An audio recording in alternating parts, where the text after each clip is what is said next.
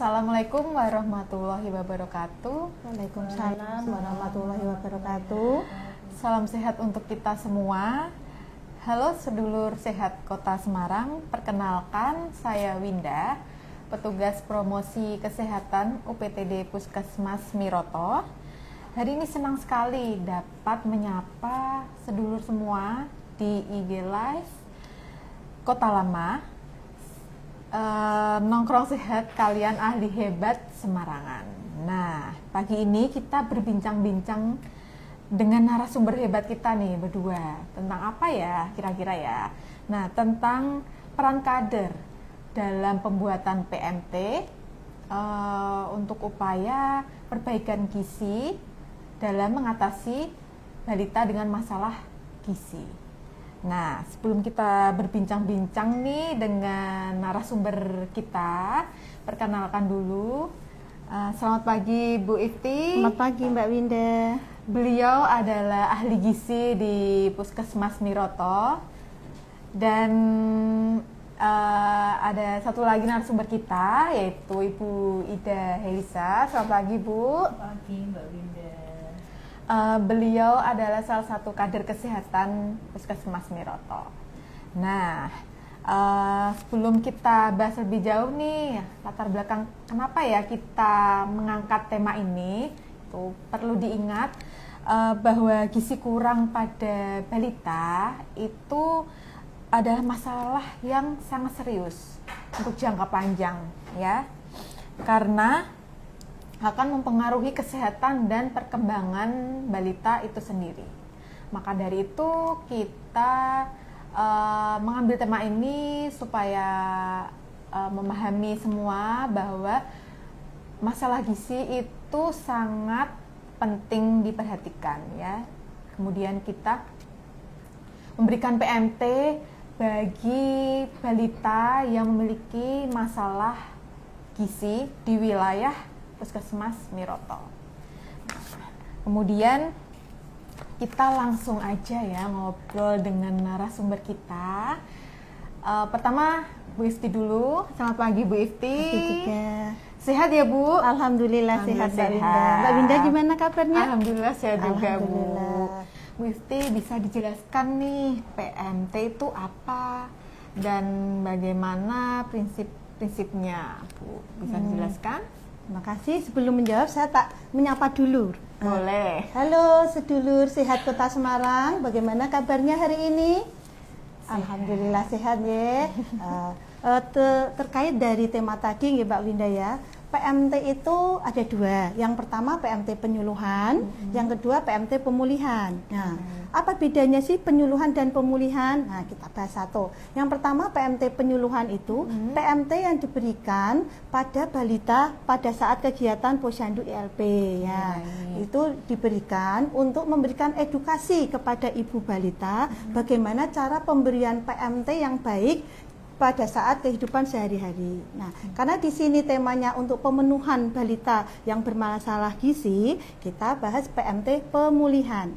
PMT pemulihan dari bahan makanan lokal untuk balita itu sebetulnya prinsipnya makanan siap santap yang berisi makanan lengkap atau makanan kudapan atau selingan.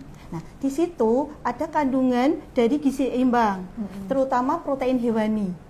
Diharapkan ada protein hewani yang double atau berbeda, misalkan telur ayam, telur ikan, telur daging.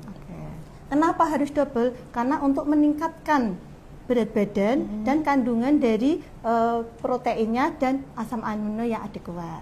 Nah, kemudian yang kedua prinsipnya yang harus kita perhatikan itu pemenuhan. Pemenuhannya untuk memenuhi keseimbangan antara asupan dan kebutuhan. Nah, di mana ada anak-anak asupannya dan kebutuhannya tidak seimbang. Jadi kayak seperti timbangan ya. Jadi terjadi apa ibaratnya timbangan yang berbeda. Nah, kemudian untuk pemenuhan kebutuhan tumbuh kejar.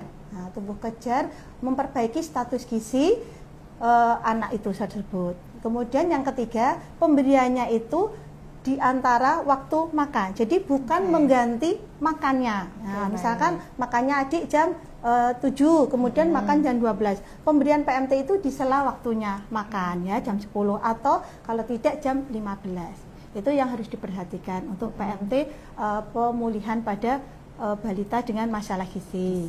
Kemudian syarat-syarat yang harus diperhatikan, ya, bahan makanannya yang pertama bahan makanan lokal yang mudah didapat.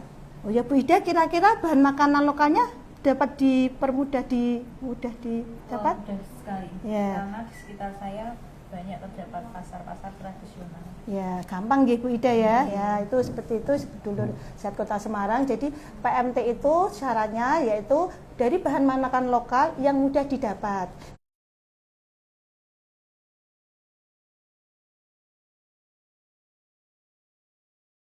Ketiga syaratnya yaitu kaya akan zat gizi.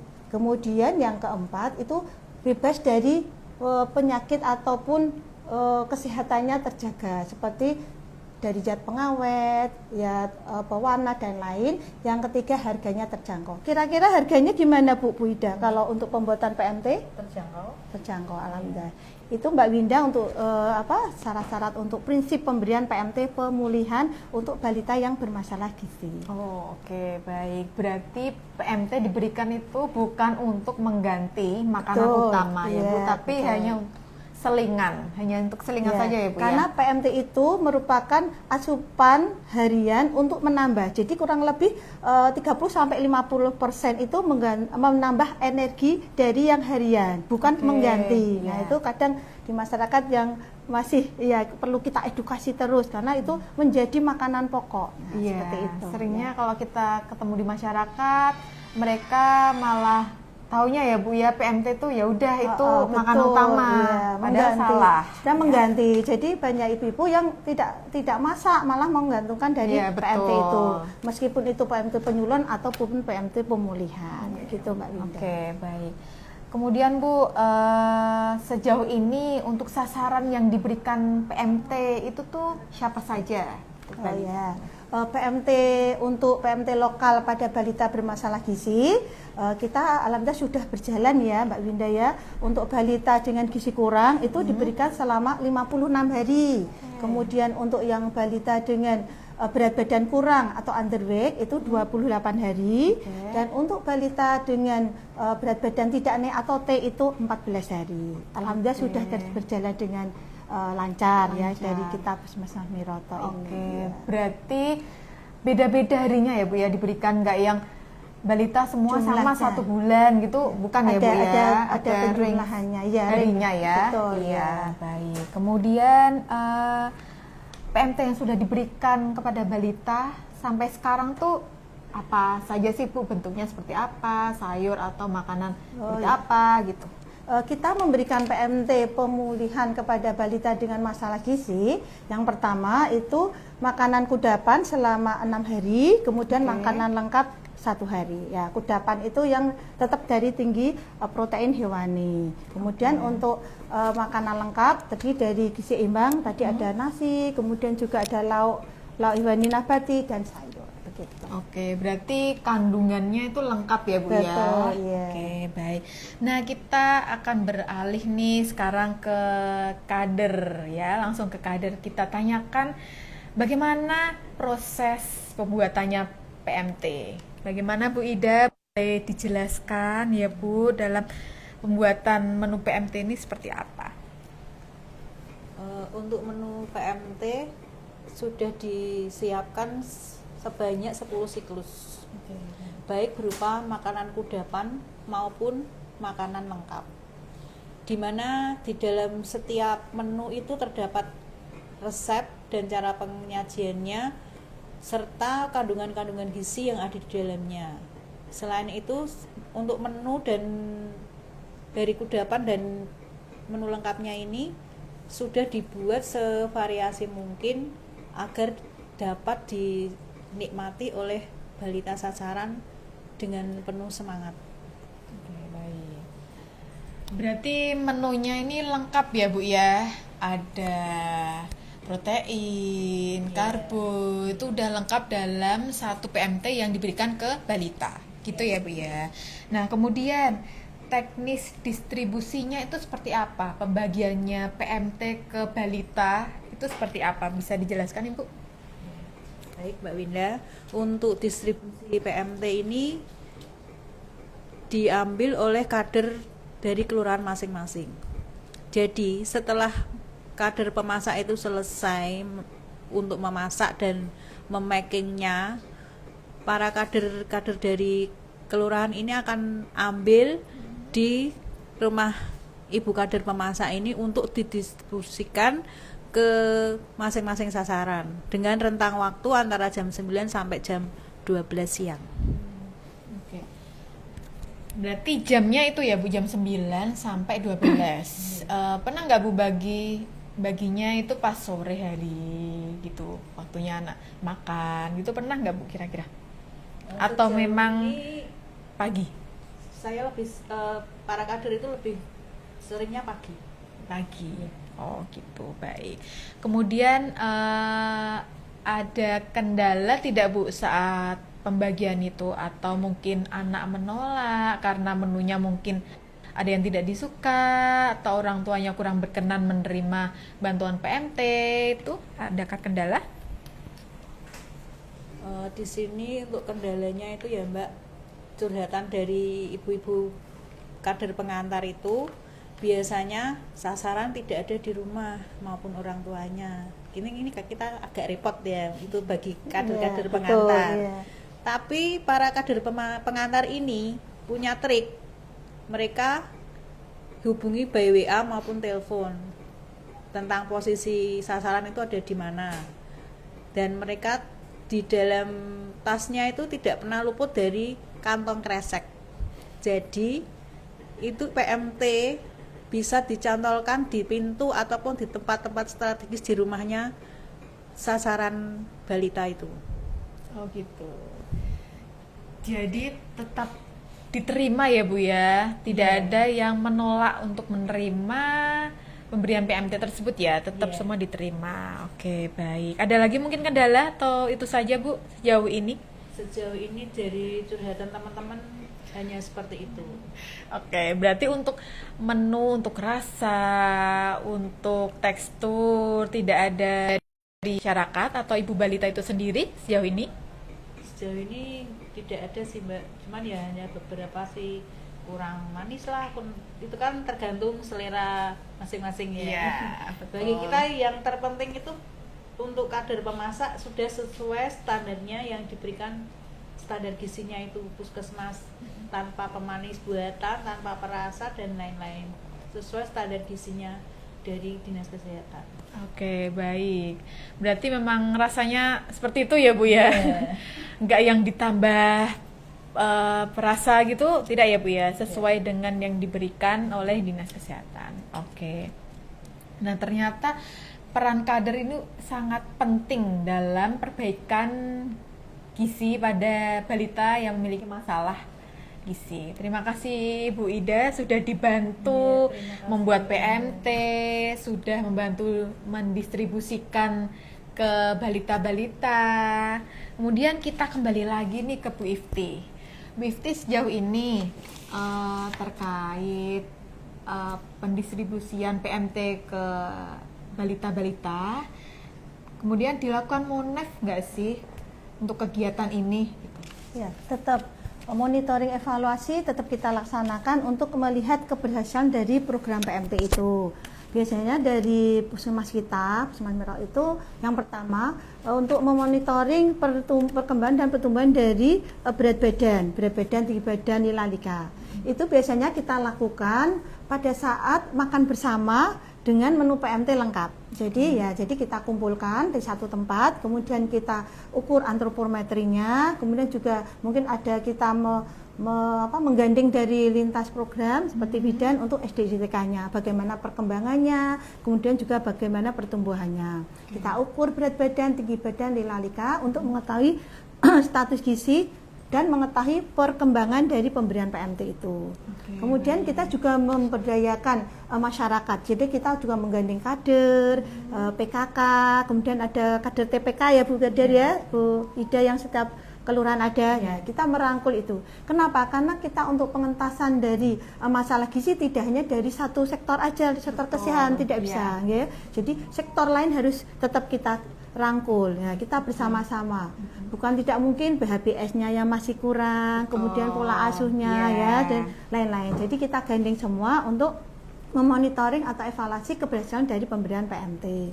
Kemudian kita juga ada grup WA, Mbak Winda, grup WA dari ibu-ibu balita yang istilahnya ikut dalam pemberian PMT. Jadi kita bisa monitoring lewat WA itu. Bagaimana Ibu? Bu, bagaimana makannya habis? Coba fotokan. Nah, fotokan tempatnya. Nah, itu. Terus gimana? Jadi kita bisa saling komunikasi lewat WA itu. Ya, gitu seperti jadi itu Mbak Winda. Grup ya, Bu ya. Jadi nggak langsung putus saja. Ya. Jadi kita merangkul pemberdayaan masyarakat, kemudian juga monitoring evaluasi lewat makan bersama. Ya. Berarti selain grup ada peran lintas sektor yang sangat mempengaruhi ya Bu ya. Tidak mungkin program berjalan sendiri, itu tidak mungkin, pasti harus kerjasama dengan lintas sektor lagi. Nah, mau tanya lagi nih Bu, sudah berapa lama sih program pemberian PMT ini kepada balita? Kalau yang saya tahu tuh dari 2023, 24 ini yang 25 jalani. Berarti cukup lama ya, hampir 2 tahun ya Bu ya program ini ya. Dan sejauh ini kendalanya cuman yang tadi dijelaskan oleh Bu Ida ya. Secara garis besar semua ibu balita mau menerima ya Bu ya. Mungkin kalau untuk menolak tidak mau diterima tuh sejauh ini tidak ada ya Bu ya. Berarti aman ya Bu ya.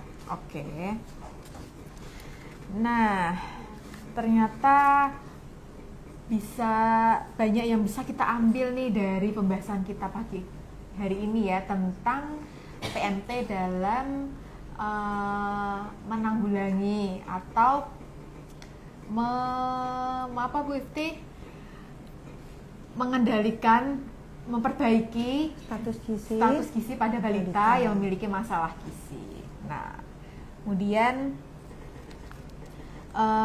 mungkin ada yang mau ditanyakan Bu Ifti, mungkin bisa dibantu jawab ya Bu ya. Ada yang bertanya? Ya. Pertama ya Bu ya, atau Bida nanti boleh dibantu jawab ya. Bagaimana cara membedakan anak yang pendek karena faktor keturunan dengan anak yang mengalami stunting gitu. Kan kita seringnya ya Bu ya ketemu nih anaknya pendek, alah orang tuanya juga pendek gitu ya Bu ya. Bisa dijelaskan? Nah, begini ya, sedulur Sehat Kota Semarang, sebetulnya stunting itu karena definisi stunting karena kekurangan gizi kronis dalam waktu yang lama. Ada sih faktor keturunan tapi 5% itu tidak sampai. Jadi yang pertama yang harus diperhatikan itu pada siklus 1000 hari pertama kehidupan, di mana dari janin sampai umur 2 tahun. Dan stunting itu bisa terjadi karena satu pola asuh dan infeksi yang ada di dalam tubuh balitanya. Jadi kalau membedakan itu bisa dilihat dengan kita mencari grafik atau melihat grafik di buku KIA atau kita pakai WHO Antro yang ada di aplikasi. Nah, untuk mendeteksi bahwa balita itu bayi itu lahir stunting dengan lahir cukup bulan, kita bisa melihat dari panjang badannya. Nah, kalau dulu waktu panjang badan lahir misalkan 47 untuk perempuan kurang dan 48 untuk laki-laki itu biasanya kita bisa disebutkan bayi itu masih kurang panjangnya. Jadi kita intervensi dengan apa? Dengan ASI, pemberian ASI eksklusif ya. Jadi tidak bisa memberikan itu faktor keturunan ataupun langsung stunting. Jadi itu ada prosesnya, terutama di 1000 hari pertama kehidupan. Itu sangat-sangat penting untuk masa depan balita. Seperti itu Mbak Winda, kalau bisa saya jelaskan. Tidak boleh langsung menjudge, oh itu stunting karena kecil, pendek, itu nggak boleh ya Bu. Harus dirunut dulu permasalahannya apa. Biasanya kita kalau ada indikasi seperti itu kita lacak, kemudian kita koordinasi ke ibu balitanya seperti itu. Soalnya kan kita sering ketemu ya Bu di masyarakat. Betul, ya. Mindsetnya masih seperti itu Bu, kecil, pendek, berarti stunting tuh gitu. Ternyata salah ya Bu ya. Yang kedua nih Bu, ada lagi usia 5 tahun dengan berat badan 15,75 kilo, apakah bisa dihitung normal, standar, atau kurang gitu Bu? Oh ya, untuk menghitung berat badan per umurnya kalau memang pasti itu memang dari buku KIA. Buku KIA itu sebenarnya komplit Mbak Winda. Nah, tetapi kadang itu yang digunakan hanya berat badan per umur. Padahal di dalamnya itu ada berat badan per tinggi, tinggi badan per umur, kemudian lila dan Nika. Jadi Bu Kader ya Bu, Ida sebagai juga kader posyandu ya. Nah, banyak grafik-grafik yang di situ yang bisa untuk memploting. Jadi meskipun ibu dari posyandunya belum memploting, ibu balita bisa. Nah, untuk mudahnya kita punya rumus itu umur kali 2 ditambah 8. Misalkan tadi yang ibu yang bertanya umurnya berapa? 5 tahun. 5 kali 2 10 tambah 8. Nah, kurang lebih 18 kilo. Kalau diruntut di buku KIA dia akan di pita hijau. Tetapi kalau untuk menentukan status gizinya baik, kurang, kemudian underweight ataupun wasting itu bisa pakai buku yang KIA itu bisa, atau enggak pakai aplikasi WHO Antro. Berarti sebenarnya semua tuh sudah ada di buku KIA buku pinter itu tapi kita kadang mikirnya kalau buku KIA hanya itu untuk yang imunisasi aja terus yang ngisi kader. Betul, padahal semua informasi bisa. sebenarnya ada di buku KIA tersebut. Oke, selanjutnya Bu, kalau PMT yang di posyandu itu sama tidak dengan yang dibagikan langsung? Itu maksudnya kalau PMT yang di posyandu, kalau di posyandu itu PMT penyuluhan. Jadi khusus pada saat diberikan pada saat kegiatan posyandu. Nah, kalau tadi yang kita bahas PMT pemulihan itu khusus untuk balita yang bermasalah gizi. Ya, jadi tidak langsung semua dapat. Ya, kalau PMT penyuluhan insya Allah semua dapat kecuali yang kurang dari 6 bulan. Ya, itu dapat semua. Karena harus di posyandu itu yang dapat meskipun maksudnya tidak dapat PMT tapi yang makan mungkin ibunya.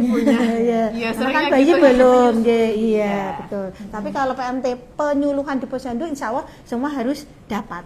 Itu yang berarti PMT ada 2, penyuluhan sama pemulihan. Penyuluhan itu untuk semua balita dapat.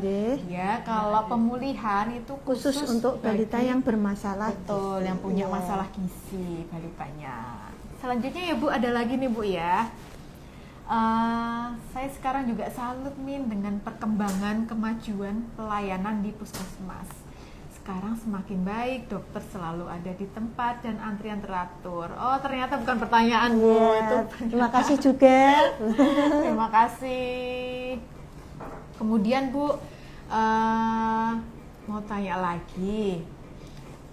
Untuk menu PMT yang diberikan itu tuh setiap bulan atau tadi kriterianya berapa Bu umurnya?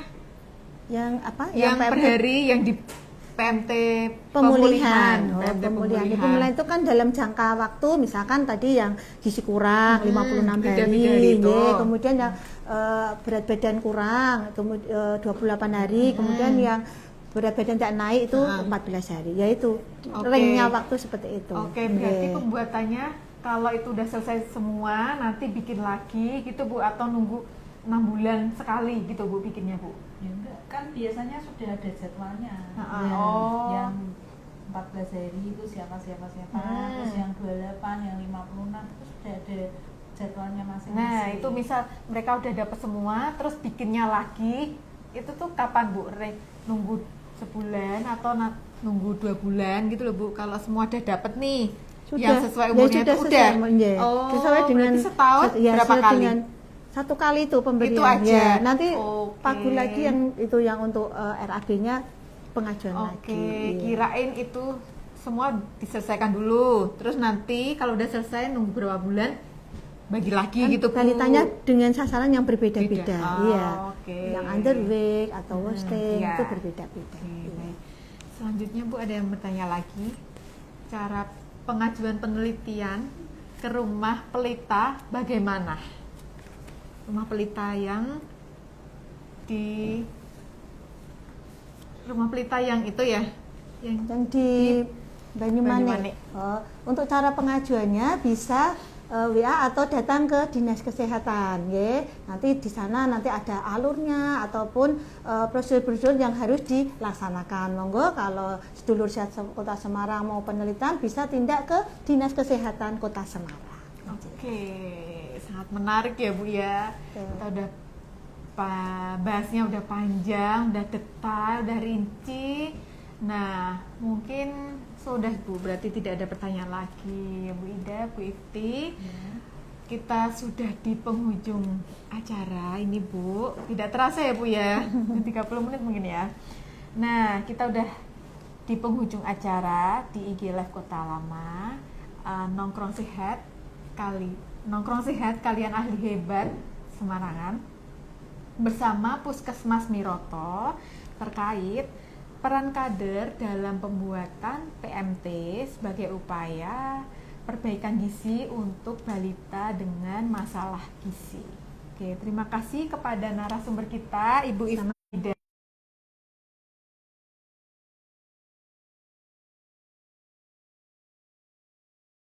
Acara ini bisa bermanfaat untuk warga Kota Semarang.